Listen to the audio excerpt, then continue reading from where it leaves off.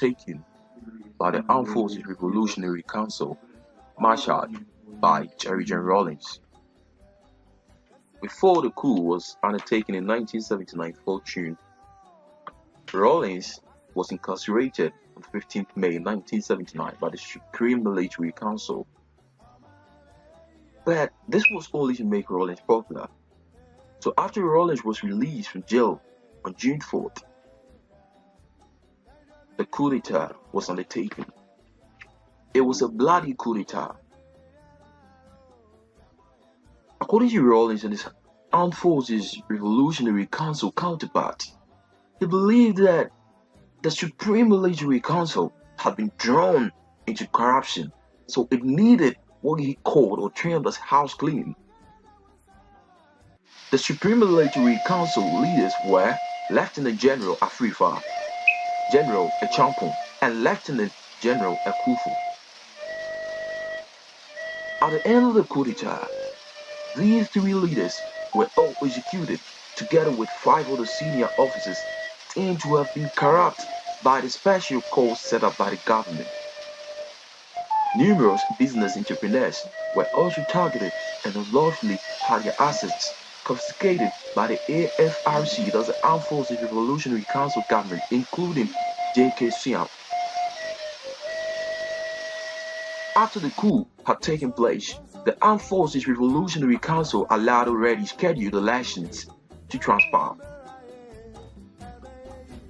At the end of the elections, Dr. Hillerman of the People's National Party was elected to become the president of the Third Republic, and in fact, Dr. Hillerman became the only president of the Third Republic.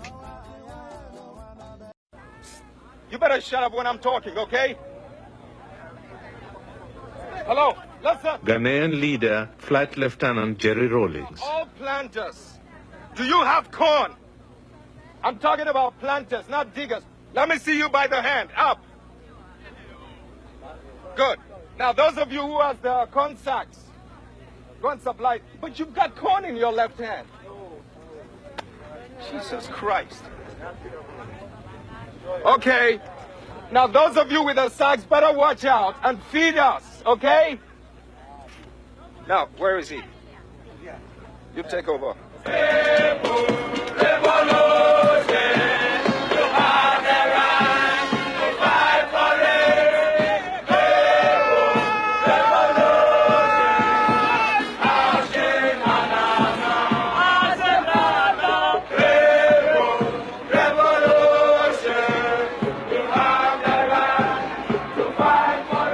Under Rawlings, Ghana has rediscovered a sense of direction. He is pursuing a policy of socialism, but the slogans are often more militant than the practice. And the line is not straight. Move. The country does need strong leadership. One urgent goal is to re-establish respect for farming. Another is to improve efficiency on the land. The point is, as they dig the holes, you, the planters, put the seeds in their holes. All right? Every digger, make sure you got a plant. Rawlings' high-profile politics include setting a public example in the fields and encouraging the masses to cooperate in self-help. It is only by collective effort that the nation's problems can be solved. There are still some people who would like the nation to go back to childhood. Such a person was the man from the Osu People's Defense Committee, most unfortunate, who got up to speak at the budget debate at Parliament House recently, and who said that everything was fine when the white man was here. And so we should bring him back to help us. This man and others who think like him longs for the dependency of childhood. But we are grown up, or should be.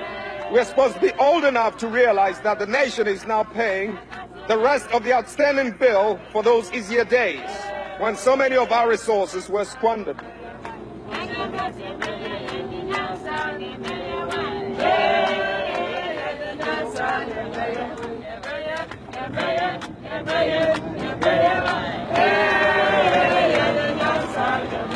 Although Rawlings is a military man, he is more concerned with mobilizing for development than for war. His concept of economic conscription is an attempt to enlist more and more citizens into the process of production and social transformation. But Ghana's economy is fragile. The IMF has helped with loans, but ordinary workers still haven't seen much benefit. Political stability remains elusive, and Rawlings' own position is far from secure. To safeguard both his and the country's future, the Rawlings rhetoric now speaks of mobilizing both hoe and gun. The right to defend your freedom is a must. Sure. Yes, and the means of having to do so is something you will have to acquire. Oh no. It's a long way off. We've lost a lot of time in having to democratize violence. She means only being why you're here later. Oh no. Yes. Okay. Right from America to China to Russia. I mean, more like 10-year-old children can be. Maybe the democratization of violence. Whoever took control of the bullets, guns, was obviously going to dominate you.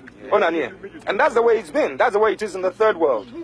The military's monopoly of the gun must be broken if the people are to prevail. Ironically, many Americans would agree with Radical Rawlings that the people have a democratic right to bear arms. Whether that results in stability is another question. The right to defend, your freedom. To enable Koni soldier to get used to the idea that civilian also has the right to hold a weapon.